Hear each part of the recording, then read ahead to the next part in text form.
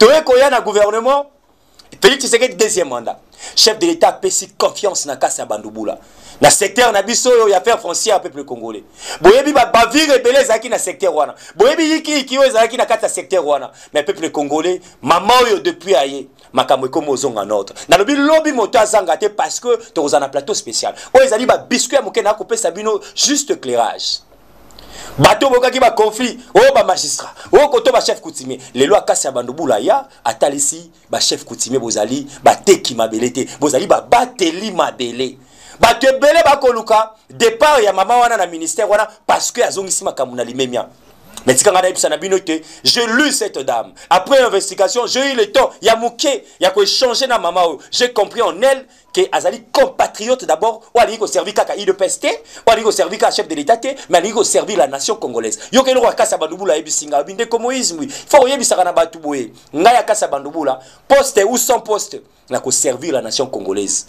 Lumumba sala kita mengite mais lelo bana ba betaka lisolo ya Lumumba pourquoi pas Kassa Bandouboula ayebisike lo mona simbi ya mutu alobi ngai lelo Kassa Bandouboula batebele ba yisanga nazo bundisa UDPS mais non bako sabinote je reste UDPS ya makila Kassa Bandouboula a créé fondation na ye pourquoi amemaba non converti nezaka na kati ya makambo ya Nzambe bato bazaka ba politique alinga yoka lisolo ya politique te soit ke abete bango lisolo ya UDPS ngana kota bilo na bino surtout UDPS na ko yate mais a créé fondation wana oyo grâce pe ya fondation bande ko ba adhérer et pesi UDPS député moko o azali mama Kassa Bandouboula moto aboye bisaka azali ko bundisa UDPS mama oyo grâce ya fondation na e je pense que lui beaucoup na ba image wana.